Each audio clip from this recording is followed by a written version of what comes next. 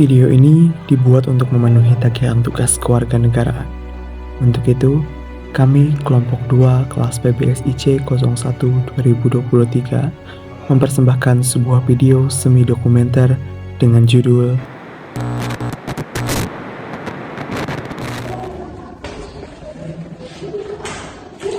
Nama saya Muhammad Syahrul Gunawan. Nama saya Naila Lailatul Mardia. Nama saya Nurhana Alda Fadila. Nama saya Muhammad Rafid Tufail. Nama saya Lena Sulista Agustrianti.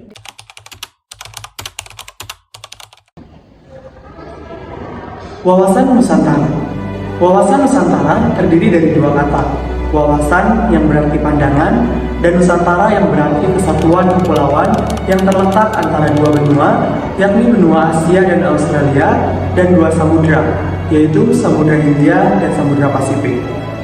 Wawasan Nusantara adalah cara pandang dan sikap bangsa Indonesia mengenai diri dan lingkungannya yang serba beragam dan bernilai strategis dengan mengutamakan persatuan dan kesatuan wilayah dan tetap menghargai serta menghormati kebinekaan dalam setiap aspek kehidupan nasional untuk mencapai tujuan nasional. Landasan dasar hukum wawasan Nusantara ada dua. Pertama yaitu Pancasila. Pancasila sebagai dasar negara Indonesia menyatukan seluruh elemen bangsa, membentuk kesadaran kolektif, dan menjadi landasan moral bagi setiap warga negara.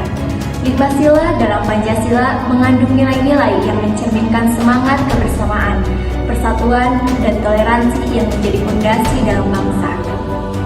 Kedua, Undang-Undang Dasar Negara Republik Indonesia tahun 1945 sebagai landasan konstitusi yang mengatur kehidupan berbangsa dan bernegara, menegaskan hak dan kewajiban warga negara dalam mempertahankan keutuhan wilayah dan berkontribusi pada pembangunan. Kedudukan wawasan Nusantara dapat dilihat dari sertifikasinya. Yang pertama, Pancasila sebagai falsafah. Pancasila merupakan ideologi bangsa dan dasar negara yang berkedudukan sebagai landasan ideologi. Pancasila mencangkup nilai-nilai yang menuntun perilaku masyarakat dan pemerintah dalam menjalankan fungsi negara. 2.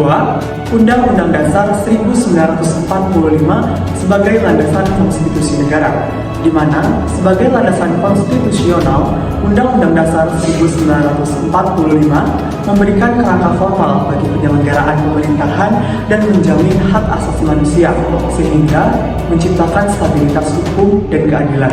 3. Wawasan Nusantara sebagai visi nasional. Wawasan Nusantara memberikan visi tentang bagaimana Indonesia sebagai negara kepulauan harus dikelola dan dikembangkan. 4. Ketahanan nasional sebagai konsepsi. Ketahanan nasional bertujuan untuk memastikan bahwa Indonesia mampu menghadapi berbagai ancaman, baik dari dalam maupun dari luar. 5. Garis Besar Haluan Negara atau GBHN sebagai pedoman bagi pemerintah dalam merumuskan kebijakan dan program pembangunan. GBHN menegaskan arah dan strategi nasional dalam mencapai tujuan pembangunan yang telah ditetapkan. Fungsi wawasan Nusantara yaitu sebagai pedoman kebijakan untuk pembangunan nasional, mendorong partisipasi masyarakat dalam pembangunan, dan sebagai rambu-rambu. Manfaat wawasan Nusantara. Yang pertama, diterima dan diakuinya konsepsi Nusantara di forum internasional. Pertambahan luas wilayah teritorial Indonesia. Pertambahan luas wilayah sebagai ruang hidup. Memberikan cara pandang mengenai kebutuhan wilayah yang perlu untuk dipertahankan. Menjadi salah satu penunjang integritas nasional yang termaktub dalam semboyan Bhinneka Tunggal Ika. Wawasan Nusantara bertujuan mewujudkan nasionalisme yang tinggi di segala aspek kehidupan rakyat Indonesia yang lebih mengutamakan kepentingan nasional daripada kepentingan individu, kelompok, golongan, suku bangsa, atau daerah.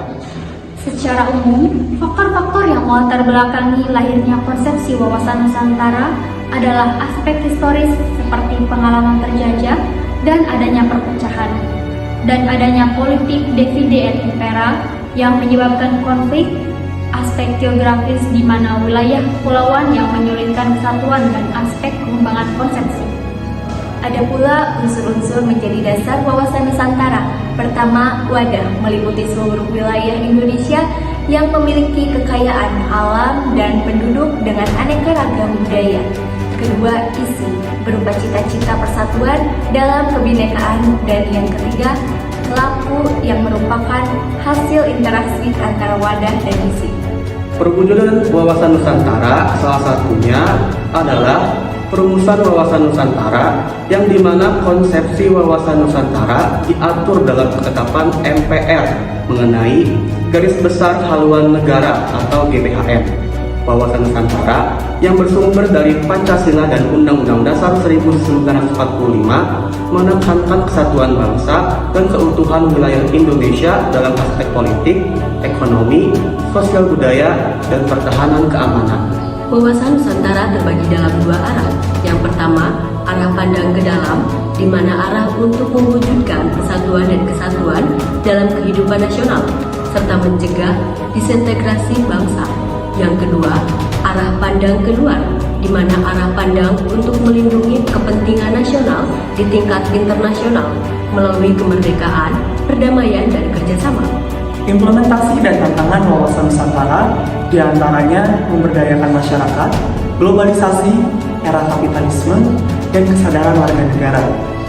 Untuk tantangan sendiri, tentunya ada tantangan tersendiri di berbagai bidang, seperti pada bidang politik, ekonomi, sosial budaya, dan hukum. Asas wawasan Nusantara terdiri dari kepentingan yang sama, keadilan, kejujuran, solidaritas, kerjasama, dan kesetiaan.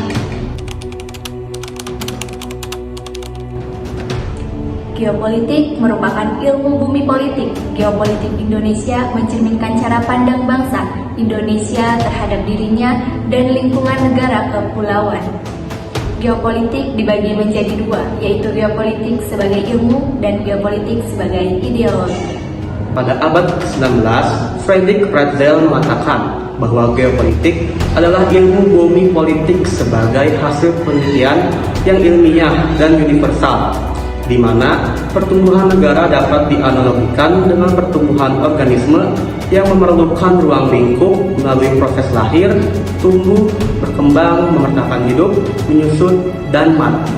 Implikasi wawasan Nusantara sebagai geopolitik Indonesia diantaranya persatuan dan kesatuan, cinta tanah air, kesejahteraan masyarakat, dan peran Indonesia di dunia internasional.